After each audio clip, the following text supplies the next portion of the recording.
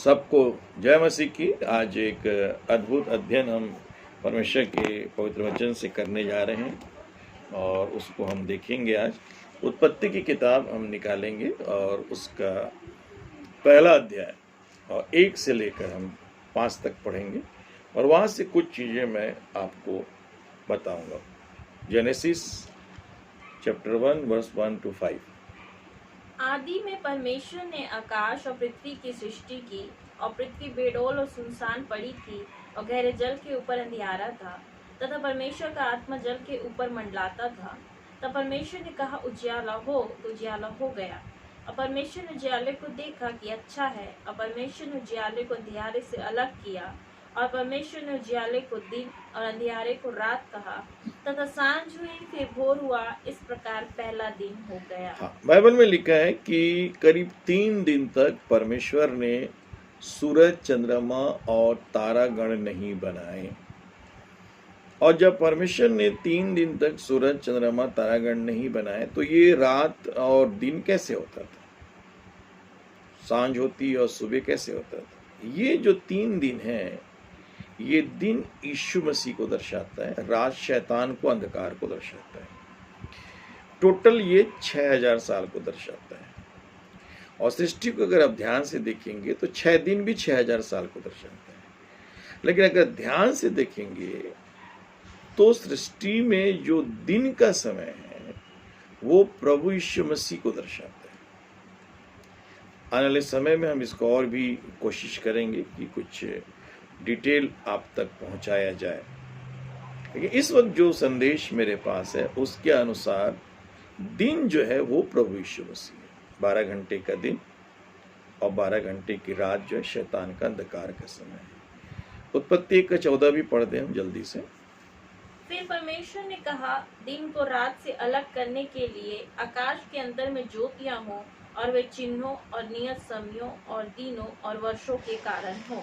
तो परमेश्वर ने चौथा दिन जो है वो सूरज, चंद्रमा और तारागण बनाए।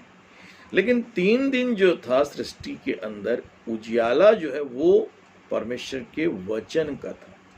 ये वचन प्रभु यीशु मसीह को दर्शाता है। और यहाँ पर जो सबसे खास पॉइंट जिसको हमको देखने का समय है कि दिन जो है वो अनंत है, मृत्यु और अंधकार भी अनंत है। जब हम दिन के प्रेजेंस में रहते हैं तो ये दिन जो है ये यीशु मसीह की उपस्थिति को दर्शाता है, प्रभु यीशु का प्रेजेंस को दर्शाता है। बाइबल में यीशु मसीह का जो आगमन है वो उजाले के रूप में हुआ, जो दूसरा कुरिन्थियों 4 के 5 में लिखा हुआ है। और फिर यूहन्ना 1 से लेकर 14 के बीच में आप पढ़ेंगे तो वहां लिखा है कि यीशु मसीह मनुष्य बनकर आए। और जो परमेश्वर का वचन बाइबल है ये भी प्रभु यीशु मसीह के आगमन को ही दर्शाता है, क्योंकि यूहन्ना में लिखा है, आदि में वचन था, वचन परमेश्वर के साथ था और वचन परमेश्वर था। फिर प्रभु यीशु मसीह हमारे हृदय में जब उनका आगमन होता है तो ये परमेश्वर की प्रेम की भरपूरी हमारे मन में आती है, सारे चर्च और सारे विश्वासियों के सेवकों के लिए, जगत में जो नाश होने वाली आत्मा। उसके बाद आप 5वीं बार देखेंगे तो 5वीं बार जो है वो आगमन रैप्चर के रूप में होगा। बादल में यीशु मसीह आएंगे और हम कलीसिया जो है चर्च स्वर्ग में उठा ली जाएगी। और 6वीं बार जो आगमन है वो इज़राइल के लिए होगा, जब प्रभु यीशु मसीह 7 साल के महाक्लेश काल के बाद आएंगे। और अंतिम बार बाइबल बताती है, 1 कुरिन्थियों की किताब उसका 15 अध्याय और उसका 23 पद से हम देखेंगे। इसको थोड़ा सा देख लें। परंतु हर एक अपनी अपनी बारी से पहला फल मसीह, फिर मसीह के आने पर उसके लोग। इसके बाद अंत होगा। उस समय वह सारी प्रधानता और सारा अधिकार और सामर्थ का अंत करके राज्य को परमेश्वर पिता के हाथ में सौंप देगा, क्योंकि जब तक कि वह अपने बैरियों को अपने पांव तले न ले आए तब तक उसका राज्य करना अवश्य है। सबसे अंतिम बैरी जो नाश किया जाएगा वह मृत्यु है, क्योंकि परमेश्वर ने सब कुछ उसके पांव तले कर दिया है। परंतु जब वह कहता है कि सब कुछ उसके अधीन कर दिया गया है, तो प्रत्यक्ष है कि जिसने सब कुछ उसके अधीन कर दिया वह आप अलग रहा। और जब सब कुछ उसके अधीन हो जाएगा तो पुत्र आप भी उसके अधीन हो जाएगा, जिसने सब कुछ उसके अधीन कर दिया, ताकि सब में परमेश्वर ही सब कुछ हो। तो ये अंतिम आगमन है यीशु मसीह का, जब वो श्वेत सिंहासन पर बैठेगा न्याय के लिए। तो ये 7 आगमन है यीशु मसीह के। इन 7 आगमन के अंदर पहला आगमन उजियाले के रूप में हुआ, जो दूसरा कुरिन्थियों 4 अध्याय 5 पद में लिखा हुआ है कि परमेश्वर ही है जिसने कहा अंधकार में से ज्योति चमके, तो वही हमारे हृदयों में चमका। दूसरा आगमन यीशु मसीह जो थे, जो वचन थे, वो मनुष्य बनकर आए, उनको यीशु कहा गया। तीसरा आगमन इस बाइबल के रूप में, बाइबल को हमें दे दी गई है। बाइबल प्रभु यीशु मसीह है। आदि में वचन था, वचन परमेश्वर के साथ था, वचन परमेश्वर था। चौथी बार आगमन हमारी हृदय में होता है, इस सबको अच्छे से समझते चली जाइए। पांचवी बार जो आगमन है वो रैप्चर के रूप, मतलब बादल में आएगा और चर्च गायब हो जाएगी, पवित्र कलीसिया, पवित्र लोग। छठवीं बार वो 7 साल के महाक्लेश के बाद इजराइल के लिए आएगा। 7वीं और अंतिम बार वो जो है श्वेत सिंहासन में बैठेगा। ये 7 आगमन है यीशु मसीह के। इसमें जो खास जो पॉइंट जो मैं आपका ध्यान आकर्षित करना चाहता हूँ, जब भी प्रभु यीशु मसीह का आगमन वचन के रूप में या उसके प्रेजेंस के रूप में होता है, पुत्र परमेश्वर का, तो ये दिन का समय है, द डे ऑफ गॉड, ये परमेश्वर का दिन है। और जो अंधकार है, जो रात का जो समय है, ये रात का समय, ये शैतानिक दुनिया का समय है। 1-2 वचन आपको पढ़ के हम जल्दी से आगे बढ़ेंगे और एक मैसेज को आप समझने की कोशिश करेंगे कि आप कैसे प्रभु यीशु की उपस्थिति में रहेंगे, तो ये महामारियां, ये बीमारियां, ये समस्याएं आपसे दूर रहेंगी। या आपके शरीर में कोई बीमारी है तो जाएगी, या आपके घर में कोई समस्या है, चर्च में समस्या है तो भी चली जाएगी। ये उसकी उपस्थिति से होता है, वचन की उपस्थिति से, जीसस क्राइस्ट के प्रेजेंस से होता है। एक वचन मेरे पास आ रहा है, रोमियो की किताब उसका 3 अध्याय, हम 11 पद से देखेंगे। कोई समझदार नहीं, कोई रोमियो की किताब 13 अध्याय उसका 11 पद से हम देखेंगे।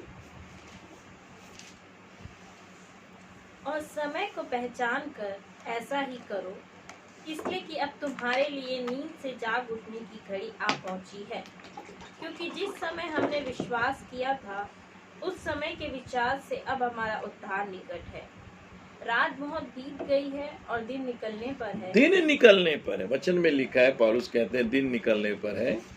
इसलिए हम अंधकार के कामों को त्यज कर हाँ, ज्योति के हथियार बांध ले। हाँ, जैसा दिन को सोता है वैसा ही हम सीधी चाल चले, न कि लीला घृणा और पियक्कड़पन, न व्यभिचार और लुचपन, और न झगड़े और डाह में, वरन प्रभु यीशु मसीह को पहन लो और शरीर की अभिलाषाओं को पूरा करने का उपाय न करो। हाँ। तो यहाँ पर आप देखेंगे कि पौलुस ने कहा दिन निकलने पर, रात बहुत बीत गई है। ये जो वायरस, ये जो महामारी आपके बीच में जो है अभी आपके सामने, ये अंधकार का समय है, ये रात का समय है। और जो प्रभु यीशु मसीह की जो उपस्थिति है वो अब आने वाली है। एक खतरनाक भी है, डेंजर भी है। और इसका मतलब ये है कि ये सारी समस्याएं पृथ्वी से खत्म हो जाएंगी, ऐसे नहीं, ये समस्याएं बढ़ेंगी। रात का जो टाइमिंग और मतलब गहरा होते जाएगा, जैसे जैसे पूरी रात नहीं बीत जाती है, और भी महामारियां दुनिया में आने वाली है। उस विषय में आपको 7 पॉइंट में आपको बताऊंगा। परंतु अब एक और बात बता देता हूँ, दिन और रात का जो टाइमिंग है, अर्थात यदि 3000 साल परमेश्वर का है तो 3000 साल शैतान का भी है। इस बात में अभी हम नहीं जाएंगे। 3 दिन यदि यीशु मसीह का है तो 3 दिन शैतान का भी है। 3.5 साल तक यीशु मसीह ने सेवा किया तो 3.5 साल तक शैतान जो है वो विश्व युद्ध कराएगा। तो ये टाइमिंग दिन का अंधकार का डिवाइडेड है, परंतु और भी गहराई में प्रभु हमको बताएगा। अभी मैं आपको ये बताना चाह रहा हूँ, मरकुस रचित सुसमाचार उसका 13 अध्याय और उसका 32 पद से हम पढ़ेंगे। खास पॉइंट आपके सामने मिलेगा, हम उसको देखने की कोशिश करेंगे। उस दिन या उस घड़ी के विषय में कोई नहीं जानता, न स्वर्ग के दूत और न पुत्र, परंतु केवल पिता। देखो, जागते और प्रार्थना करते रहो, क्योंकि तुम नहीं जानते कि वह समय कब आएगा। या उस मनुष्य की सी दशा है जो परदेश जाते समय अपना घर छोड़ जाए और अपने दासों को अधिकार दे और हर एक को उसका काम जता दे और द्वारपाल को जागते रहने की आज्ञा दे। इसलिए जागते रहो, क्योंकि तुम नहीं जानते कि घर का स्वामी कब आएगा। प्रभु यीशु मसीह ने अपने आगमन के समय एक चीज बोला, इसलिए जागते रहो क्योंकि तुम नहीं जानते वो समय कब आएगा। सांझ को या आधी रात को, सांझ को या आधी रात को, या मुर्गे के बांग देने या के मुर्गे समय, के बांग देने के समय, या भोर या भोर को। यहाँ पर आप देखेंगे 4 समय प्रभु यीशु मसीह ने बताए। ये जो 4 जो समय हैं इसमें दोपहर नहीं है। तो विद्वानों का मत है कि सांझ का जो समय था वो 378 तक था, यीशु मसीह के क्रूसीफाइड होने के बाद। इस समय प्रेरितों के द्वारा चर्च का निर्माण हुआ पूरे विश्व में, 4.25 साल था। 378 से 1495 तक का समय एक आधी रात का समय था, जो उनका कहना है विद्वानों का। और 1495 के बाद मार्टिन लूथर ने जर्मनी में जो है उसने आंदोलन किया, और जो आंदोलन उसने किया उस आंदोलन में उसने 90 पॉइंट बनाकर रोमन कैथोलिक चर्च बिल्डिंग में लगा दिया कि भाई हमारा उद्धार विश्वास से है। उसके बाद प्रभु के बहुत से सेवक खड़े हुए जिन्होंने सेवकाई किया। जॉन वेस्ली थे, स्मिथ थे, फिन्ने थे। इन्होंने विश्वास के द्वारा उद्धार है, धार्मिक कर्मों के द्वारा आराधनालय भवनों को इन्होंने महत्व नहीं दिया, क्योंकि सारी सेवा आराधनालय भवन, पोप, फादर, कैथलिक, मदर मेरी की आराधना करना, इन सब चीज़ों में जो है वो सिमट के रह गया था। और वहाँ से फिर एक नया आंदोलन, कलीसिया जो है वो विश्वास की कलीसिया जो है चालू हुई। ये विश्वास की कलीसिया 1495 से लेकर 1920 तक चली, और 1920 तक जो चली वो कलीसिया जो है आपका आंदोलन करने वाली कलीसिया कहलाई, विश्वासी चर्च जो है वो कहलाए। और उसके बाद 1920 के बाद ऐसी कलीसियाओं का जन्म हुआ जिन्होंने कहा कि हमें विश्वास के उद्धार के साथ साथ पानी का बपतिस्मा लेना है, वरन वो भी डूब का बपतिस्मा लेना है। तो 1920 के बाद का जो समय है इसे विद्वान जो है भोर का समय बोलते हैं। सांझ का समय, आधी रात का समय, मुर्गे के बांग देने के समय और भोर का समय। ये जो यीशु मसीह के जाने के बाद का जो टाइमिंग उन्होंने जो डिवाइड किया है, इस समय जो उन्होंने जो डिवाइड किया है, उन्होंने अपना समय उन्होंने बताया है, और ये भोर का समय उनका ऐसा कहना है। इसमें कुछ चीज़ें आपके हो सकता है कुछ चीज़ें आपको समझ में ना भी आए, या कुछ चीज़ें आपको दूसरी टाइप से लगे, लेकिन ये बिल्कुल फैक्ट है कि ये दृष्टांत स्वयं यीशु मसीह ने कहा। एक और बात यीशु मसीह ने कही थी, जो इसी मरकुस 13 अध्याय और उसका 28 पद आप पढ़ेंगे। अंजीर के पेड़ से यह दृष्टांत सीखो, जब उसकी डाली कोमल हो जाती और पत्ते निकलने लगते हैं तो तुम जान लेते हो कि ग्रीष्म काल निकट है। इसी रीति से जब तुम इन बातों को होते देखो तो जान लो कि वह निकट है, वरन द्वार ही पर है। मैं तुमसे सच सच कहता हूँ कि जब तक ये सब बातें ना हो लेंगी तब तक यह लोग जाते ना रहेंगे। आकाश और पृथ्वी टल जाएंगे परंतु मेरी बातें कभी अब न इसमें टलेंगी। अंजीर का जो वृक्ष है ये इज़राइल को दर्शाता है, और कलाम में लिखा है अंजीर के पेड़ से दृष्टांत सीखो। यह दृष्टांत जब उसकी डाली कोमल हो जाती, पत्ते निकलने लगते तो तुम जान लेते हो ग्रीष्म काल निकट है। इसी रीति जब तुम इन बातों को होते देखो, बहुत सी बातें जो कलाम में लिखी, लड़ाइयों के बारे में, महामारियों के बारे में, भूकंप के बारे में, और उसके बाद जो है तुरंत उसने अंजीर के पेड़ के बारे में, मरकुस 13 अध्याय, लूका उसका 21 अध्याय, मत्ती 24 अध्याय, पूरा आप पढ़ सकते हैं। तो एक शॉर्ट संदेश के अंदर हम इस बात को देखने की कोशिश कर रहे हैं कि ये 1948 को, 14 मई 1948 को इज़राइल एक स्वतंत्र राष्ट्र हुआ। और यदि आप 100 साल की एक पीढ़ी लें, पूरी रीति से 100 साल की, तो करीब इज़राइल को आजाद हुए, एक राष्ट्र बने फिर से 72 साल हो गए। उसके अनुसार यीशु मसीह के आगमन को अगर आप कहेंगे तो 28 साल। इसका कोई दिन, तारीख, समय बताना उचित नहीं है, लेकिन जैसे पीढ़ी के बारे में लिखा, ये एक शब्द इसको पढ़ दीजिए, बड़ा सुंदर शब्द है जो कि कलाम में लिखा हुआ है। 30 पद पढ़ेंगे। मैं तुमसे सच कहता हूँ कि जब तक ये सब बातें ना हो लेंगी तब तक यह लोग जाते ना रहेंगे। हाँ, मतलब ये जो लोग हैं, जो 1948 के बाद के लोग हैं, ये पूरी रीति से नहीं मरेंगे। कोई ना कोई उस समय, उसके आसपास जो पैदा हुए हैं, इनकी उम्र करीब 100 साल के आसपास होगी, और फिर यीशु मसीह का आगमन हो सकता है, जो इस पूरी वातावरण के अनुसार दिख रहा है।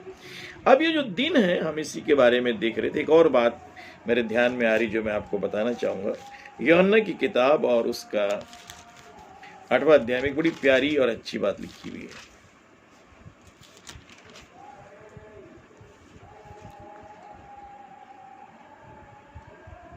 एक अच्छी बात यीशु मसीह ने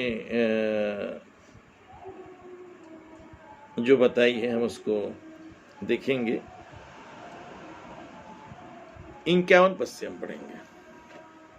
मैं तुमसे सच सच कहता हूँ कि यदि कोई व्यक्ति मेरे वचन पर चलेगा तो वह अनंत काल तक मृत्यु को न देखेगा। यहूदियों ने उससे कहा कि अब हमने जान लिया कि तुझ में दुष्ट आत्मा है। इब्राहिम मर गया और भविष्यवक्ता भी मर गए हैं, और तू कहता है कि यदि कोई मेरे वचन पर चलेगा तो अनंत काल तक मृत्यु का स्वाद न चखेगा। हमारा पिता इब्राहिम तो मर गया, क्या तू उससे बड़ा है? और भविष्यवक्ता भी मर गए, तू अपने आप को क्या ठहराता है? यीशु ने उत्तर दिया, यदि मैं आप अपनी महिमा करूं तो मेरी महिमा कुछ नहीं, परंतु मेरी महिमा करने वाला मेरा पिता है, जिसे तुम कहते हो कि वह हमारा परमेश्वर है। और तुमने तो उसे नहीं जाना, परंतु मैं उसे जानता हूँ। और यदि कहूँ कि मैं उसे नहीं जानता तो मैं तुम्हारी नहीं झूठा ठहरूंगा, परंतु मैं उसे जानता और उसके वचन पर चलता हूँ। तुम्हारा पिता इब्राहिम मेरा दिन देखने की आशा से बहुत मगन था, और उसने देखा और आनंद किया। यहूदियों ने उससे कहा, अब तक तू 50 वर्ष का नहीं, फिर भी तूने इब्राहिम को देखा है। यीशु ने उनसे कहा, मैं तुमसे सच सच कहता हूँ कि पहले इसके कि इब्राहिम उत्पन्न हुआ मैं हूँ। यहाँ पर आप देखेंगे 56 पद में लिखा है, तुम्हारा पिता इब्राहिम मेरे दिन देखने की आशा से बहुत क्या था, मगन था। उसने देखा और क्या किया, आनंद किया। अब यहाँ पर आप देखेंगे प्रभु यीशु मसीह कह रहे हैं, तुम्हारा पिता इब्राहिम मेरे, परमेश्वर पिता ने उसे 7 वचन दिए थे। उत्पत्ति 12 अध्याय 1 से 3 में आप देखेंगे कि जब उसको कॉलिंग किया तो परमेश्वर ने उसको 7 बातें बोली। उसने कहा, मैं तुझसे बड़ी जाति बनाऊंगा, तेरा नाम बड़ा करूंगा, मैं तुझे आशीष दूंगा, तो आशीष का मूल होगा। जो तुझे आशीर्वाद दे मैं उसे आशीष दूंगा, जो जो कोसे मैं उसे श्राप दूंगा, और भूमंडल के सारे कुल तेरे द्वारा आशीष पाएंगे। ये 7 वचन दिए थे। अर्थात प्रभु यीशु मसीह वह पर्सनालिटी है, वह व्यक्तित्व, वह परमेश्वरत्व है, वो परमेश्वर है। वो जब आपके पास आ जाता है या आपके संग रहने लगता है तो आप दिन में प्रवेश करते हैं। जो परमेश्वर ने आपके लिए दिन ठहराया है, अनंत दिन ठहराया, अनंत काल, अनंत समय ठहराया है, अनंत जीवन ठहराया, अब उसमें प्रवेश पाते हैं। लेकिन जो महामारियां हैं, जो बीमारियां हैं, जो भूकंप, अकाल है, जो युद्ध है, जो विनाश है, जो मृत्यु और नरक है, ये रात को, अंधकार को दर्शाता है। एक अंतिम पॉइंट मैं आपको जल्दी से बताऊंगा, उसके बाद कुछ खास पॉइंट आपको इस वायरस के पीछे जो प्लान ऑफ गॉड काम कर रहा है उसको बता के मैं समाप्त करूंगा। पहला थिस्सलुनीकियों की किताब और उसका 5वां अध्याय पहले पद से हम देखेंगे। बड़ी प्यारी खूबसूरत बात है और मैं कोशिश ये कर रहा हूं कि आपको ये बताऊं कि जो दिन है, डे है, आनंद का दिन, खुशी का दिन, चंगाई का दिन, उद्धार का दिन, स्वर्ग का दिन, स्वर्गीय, ये सब जो डे है, ये डे जो है यीशु मसीह है। और जो आपका रात है, अंधकार है, ये इब्लीस है, दुष्ट आत्माएं हैं। ये उसका प्रकोप आप पृथ्वी में देख रहे हैं। बहुत से लोग प्रार्थना कर रहे हैं, बहुत से लोग उपवास कर रहे हैं, बहुत से लोग गिड़गिड़ा रहे हैं, लेकिन ये अंधकार अपना काम पूरा करेगा। और जो अंधकार में रहना पसंद करते हैं या जो अंधकार में हैं, उनके ऊपर ये बहुत जल्दी अटैक कर रहा है, जो मेरा अनुभव है, जो मैं महसूस कर रहा हूं। वैसे किसी को भी समस्या हो सकती है, इसमें कोई बहुत बड़ी बात नहीं है, लेकिन जो बाइबल जो हमको बताती है कि यीशु ने कहा कि महामारियां आएंगी, और पृथ्वी में अब तक करीब 20 महामारियां आ चुकी हैं, जिसमें कम से कम 50 करोड़ लोग खत्म हो चुके हैं। मैंने बीच में इसको लाइव कुछ चीज़ों को बताया था कि कैसे ये महामारियां पृथ्वी में आई और इनमें कैसे कैसा विनाश होता है। प्लेग आया और कॉलरा आया, हैजा आया, उसके बाद जो है कई प्रकार के आर्मी के द्वारा 1942 के बाद, 1945 के बाद जो सैनिकों के द्वारा बीमारियां आई, कई प्रकार की बीमारियां, जिसके बारे में मैंने आपको डिटेल में बताया था। हम देखेंगे पहला थिस्सलुनीकियों की किताब 5वां अध्याय पहले पद से पढ़ेंगे। पर हे भाइयों, इसका प्रयोजन नहीं कि समयों और कालों के विषय में तुम्हारे पास कुछ लिखा जाए, क्योंकि तुम आप ठीक जानते हो कि जैसा रात को चोर आता है, वैसा ही प्रभु का दिन आने वाला है। जब लोग कहते होंगे कि कुशल है और कुछ भय नहीं, तो उन पर एकाएक विनाश आ पड़ेगा, जिस प्रकार गर्भवती पर पीड़ा, और वे किसी रीति से न बचेंगे।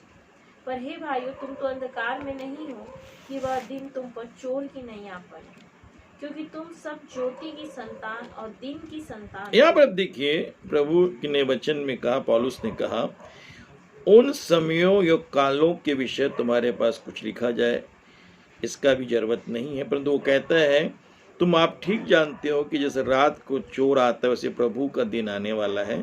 तीसरा पद, जब लोग कहते होंगे कि कुशल है और कुछ भय नहीं, तो उन पर एकाएक विनाश आ पड़ेगा, जिस प्रकार गर्भवती पर पीड़ा, और वे किसी रीति से न बचेंगे।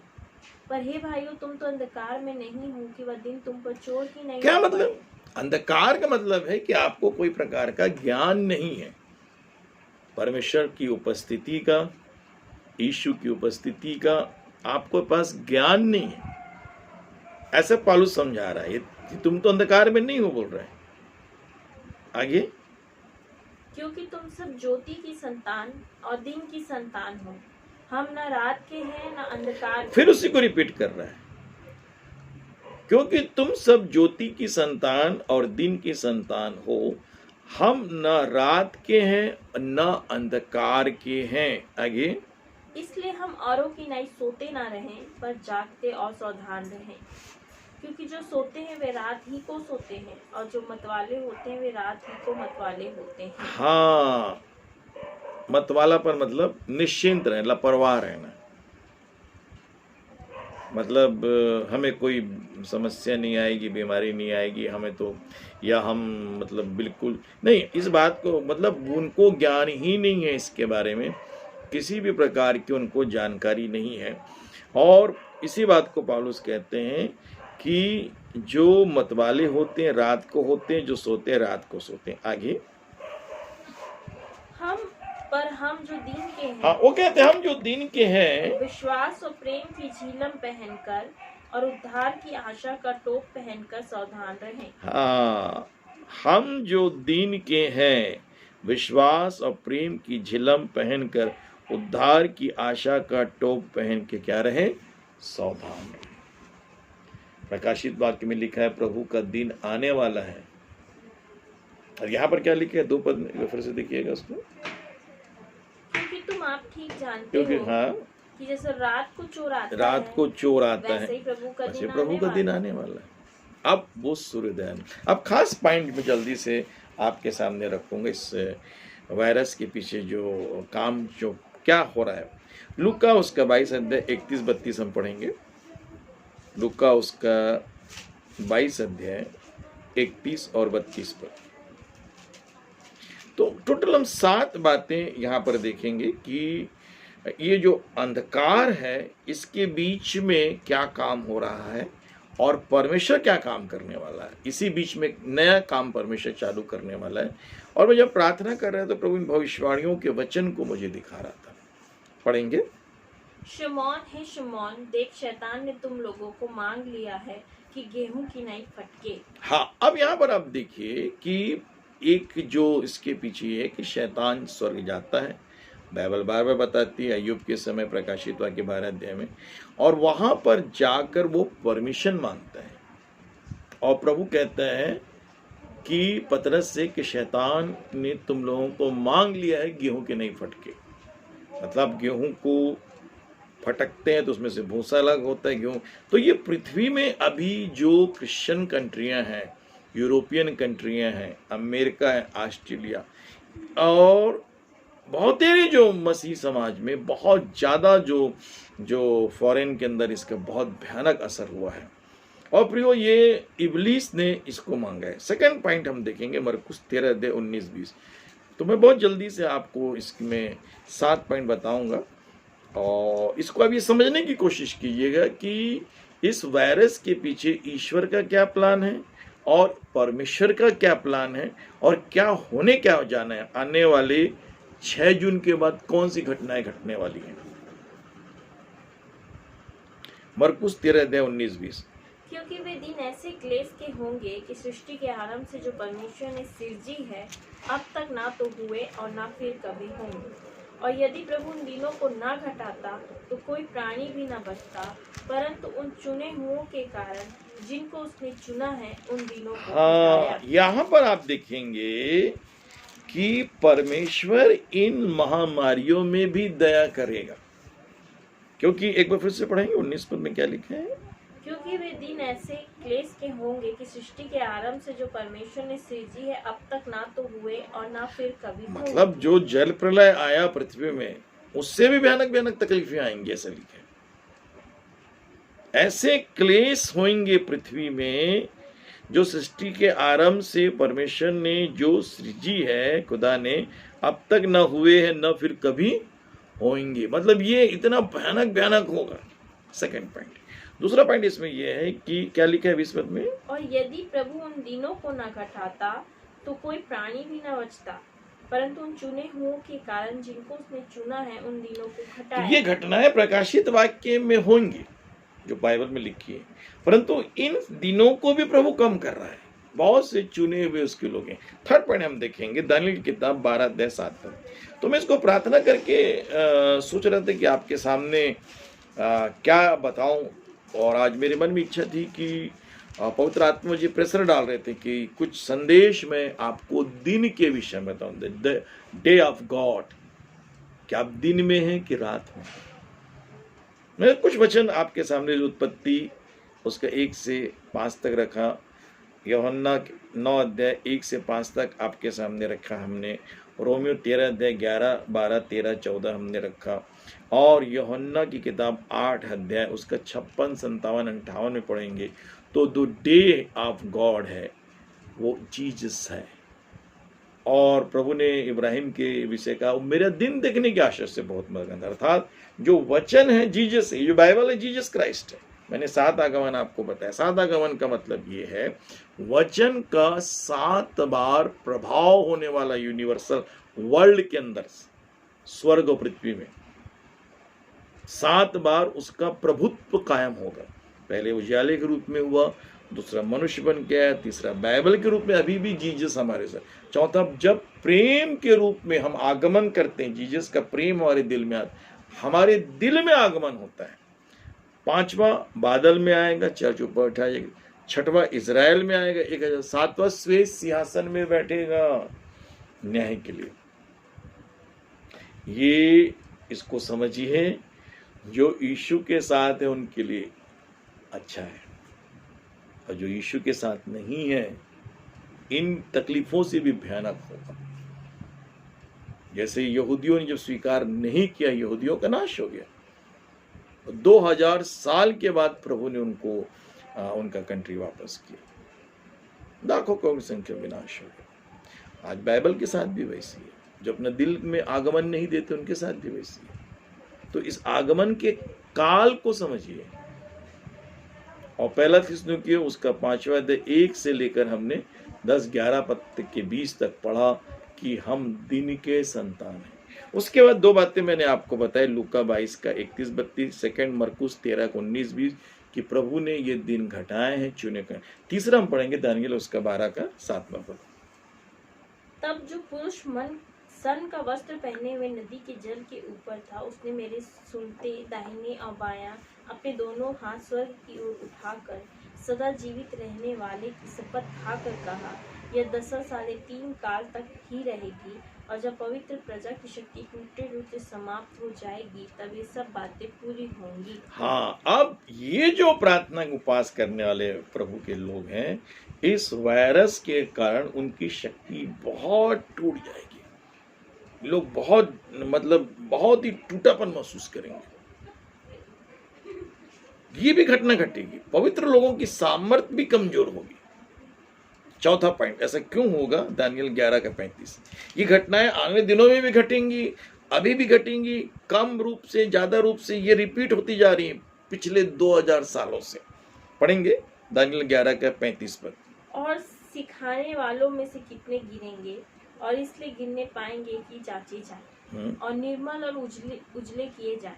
यह दशा अंत के समय तक बनी रहेगी, क्योंकि इन सब बातों का अंत नियत समय में होने वाला है। हाँ, सिखाने वाले लोग में से बहुत से लोग ठोकर खा के क्या होंगे?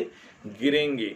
और जब वे ठोकर खा के गिरेंगे तो कलाम बताता है बहुत से लोग निर्मल और उजले किए जाएंगे, अर्थात कलीसिया को, चर्च को, विश्वासियों को पवित्रता के लिए प्रभु तैयार करेगा। इस वायरस के द्वारा बहुत चेंजेस आ रहा है प्रियो चर्च में, कलीसिया विश्वासियों की लाइफ में, उनकी सेवा में बहुत चेंजेस आएगा।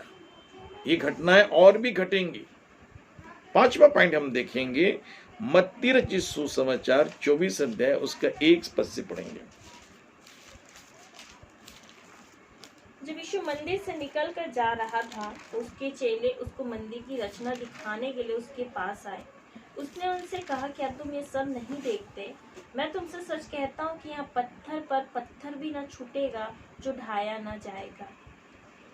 और जब वह जैतून पहाड़ पर बैठा था तो चेलों ने अलग उसके पास आकर कहा, हमसे कह कि ये बातें कब होंगी, और तेरे आने का और जगत के अंत का क्या चिन्ह होगा? यीशु ने उनको उत्तर दिया, सावधान रहो, कोई तुम्हें ना भरमाने पाए, क्योंकि बहुत से ऐसे होंगे जो मेरे नाम से आकर कहेंगे कि मैं मसीह हूँ, और बहुतों को भरमाएंगे। तुम लड़ाइयों की चर्चा सुनोगे। देखो, घबरा ना जाना, क्योंकि इनका होना अवश्य है, परंतु उस समय अंत ना होगा, क्योंकि जाति पर जाति और राज्य पर राज्य चढ़ाई करेगा, और जगह जगह अकाल पड़ेंगे और भूडोल होंगे।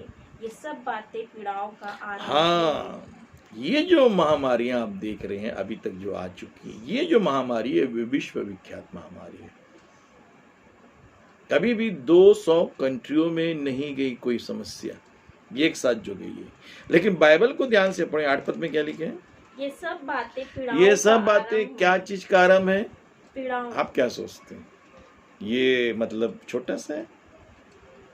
हो सकता है इसके बाद फिर बड़ी समस्या है, कौन सी साल, 5 साल, 10 साल, 20 साल में आएगी, 2 साल में, 4 साल में आएगी, हम इसका कोई गारंटी नहीं दे सकते।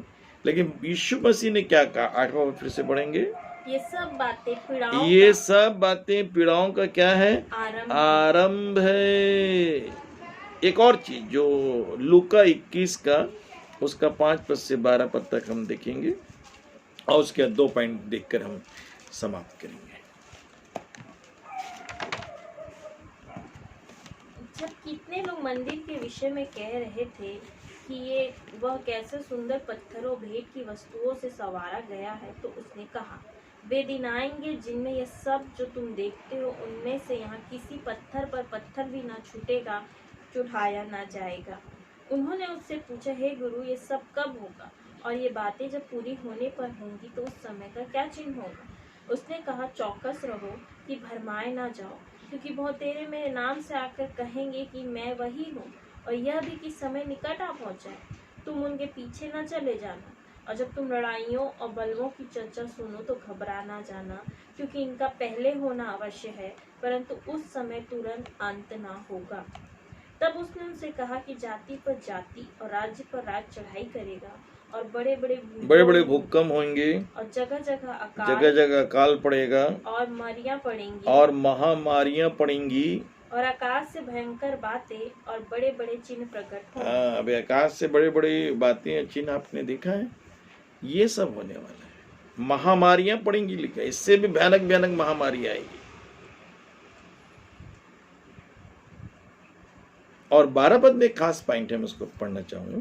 परंतु इन सब बातों से पहले वे मेरे नाम के कारण तुम्हें पकड़ेंगे और सताएंगे और पंचायतों में सौंपेंगे और बंदीगृह में डलवाएंगे और राजाओं हाकिमों के सामने ले जाएंगे। कलीसिया एक भयानक समय में प्रवेश कर चुकी है। जब कलीसिया के ऊपर सताव होता है तो ये बातें होंगी। यीशु मसीह ने ऐसे कहा। मसीहियों के ऊपर, कलीसिया के ऊपर जब प्रेशर आता है तो प्रभु इन विपत्तियों को भी परमिशन देता है। शैतान दूसरे तरीके से भी उनको परेशान करता है, जो हमारी नॉलेज में नहीं है। अलग अलग प्रकार से भौतिकवाद के द्वारा भी विश्वासियों को बड़ा संघर्ष करना पड़ता है पवित्रता के लिए। उसके बाद 6वां पॉइंट हम जल्दी से देखें, मलाकी 4 का उसका दूसरा वचन। ये बड़ा सुंदर वचन है, और मैं जब इस पर पवित्र आत्मा ने बोला कि तुरंत एक इसके बाद एक रिवाइवल आने वाली है वर्ल्ड के अंदर, इसके बाद ही आएगी। 2 खास बातें प्रभु ने बताई, पढ़ देंगे। परंतु तुम्हारे लिए जो मेरे नाम का भय मानते हो, धर्म का सूर्य उदय हाँ, इंग्लिश में लिखा है राइटनेसनेस, धार्मिकता का सूर्य उदय होगा। आगे, और उसकी किरणों के द्वारा तुम चंगे हो जाओगे। हाँ, और तुम निकल कर पाले हुए बछड़ों की नई कूदोगे और फांदोगे। तो 2 भविष्यवाणियां हैं, जिसमें से एक रिवाइवल आने वाला था। प्रभु यीशु की महान उपस्थिति पृथ्वी में आने वाली है। बहुत ही जबरदस्त महान प्रेजेंस आने वाला है, एक जागृति आने वाला है। और 7वें और अंतिम पॉइंट में से वायरस के पीछे जो ईश्वरीय प्लानिंग है उसको भी बता रहा हूं। वो है सुसमाचार का प्रचार गांव-गांव और शहर-शहर में पहुंचने वाला है। और पूरब के जो देश हैं, जिसमें भारत है और भी बहुत से कंट्रियां हैं, इजराइल है, एशिया को उठाने वाला है प्रभु। एशिया से बड़े बड़े ऐसे स्पीकर होंगे और बहुत से छोटे बड़े वक्ता होंगे, जो गांव एक बड़ी रिवाइवल वर्ल्ड के में जो लीडरशिप में आने वाला है, हमारी जो पूरब की देश है। और इसमें 2 लोगों को खास इस्तेमाल करेगा, जो प्रेरिताई सेवकाई में है, जो प्रेजेंस ऑफ जीसस में 24 घंटे रहते हैं, और जो प्रोफेट हैं, जिनके पास मैसेज, भविष्यवक्ता यानी भविष्यवाणी नहीं, भविष्यवक्ता ने जो संदेश पाने वाले, बाइबल के जो वक्ता हैं, इनको उठाने वाला है। प्रेरित और भविष्यवक्ता को उठाएगा। इसमें 3 लोगों का नाम मैं नहीं ले रहा हूं, प्रचारक, पास्टर और उपदेशक। इन 3 लोगों का नाम इसलिए नहीं ले रहा हूं कि होली स्पिरिट ने स्पष्ट रीति से कहा 2 लोगों के द्वारा प्रचार। तो खास करके रिवाइवल आने वाली जिसमें प्रेजेंस ऑफ जीसस के लिए लोग भूखे होंगे, और अंतिम बात जो है वो ये है कि सुसमाचार के लिए दरवाजा, बड़े बड़े दरवाजे खुलेंगे, उपयोगी दरवाजे। 7 पॉइंट हमने देखा। शैतान ने इस वायरस को मांगा स्वर्ग जाके। उसके बाद सेकंड पॉइंट देखा हमने कि मरकुस 13 में प्रभु ने इसको, यीशु प्रभु ने इस समय को कम किया। तीसरा हमने ये देखा कि पवित्र शक्तियां, पवित्र प्रजा की शक्ति बहुत कमजोर हो जाएंगे, लोग बहुत थक जाएंगे, एकदम टूट जाएंगे उपवास प्रार्थना करते करते। ऐसा आने वाले कुछ समय, कुछ महीने के अंदर हो जाएगा। और उसके बाद चौथी बात हमने देखा कि बहुत से सिखाने वाले ठोकर खाएंगे, गिरेंगे, लेकिन लिखा है कि निर्मलता के लिए और उज्जवल पवित्रता के लिए होगा, दानियल 11:35। और उसके बाद पांचवी बात, ये पीड़ाओं का आराम। इसके बाद बड़ी बड़ी महामारियां, समस्याएं, आकाशीय युद्ध होने वाले हैं। उसके 2 पॉइंट भविष्यवाणी की हमने किया कि रिवाइवल आएगी, जीसस के प्रेजेंस। 7वीं और अंतिम बात जो है, सुसमाचार के दरवाजे खुलेंगे, बड़े उपयोगी दरवाजे खुलेंगे, और नगर नगर दूसरे देशों में भी। और ये एशिया के जो कंट्रियां हैं, जो हमारे ही क्षेत्र के, भारतीय क्षेत्र से और आसपास के कंट्रियों से जो पूरब के देश कहलाते हैं, ये लीडरशिप आने वाला है। प्रभु आप सबको आशीष दे। प्रियो, यदि हमारी इच्छा है तो अपने दिल को हम खोलें यीशु के आगमन के लिए। आंखों को बंद करें। स्वर्गीय पिता परमेश्वर, आपके सामने हम घुटने टेकते हैं, आपको प्रणाम करते हैं प्रभु जी। और पिता परमेश्वर, तमाम सुनने वालों के दिल में आपके अंतिम आगमन की तैयारी के लिए उनका दिल, चर्च परिवार खुल जाए, यीशु के नाम से आमीन। सबको जय मसीह की। आने वाले समय में हम इसी विषय को और आगे बढ़ाएंगे।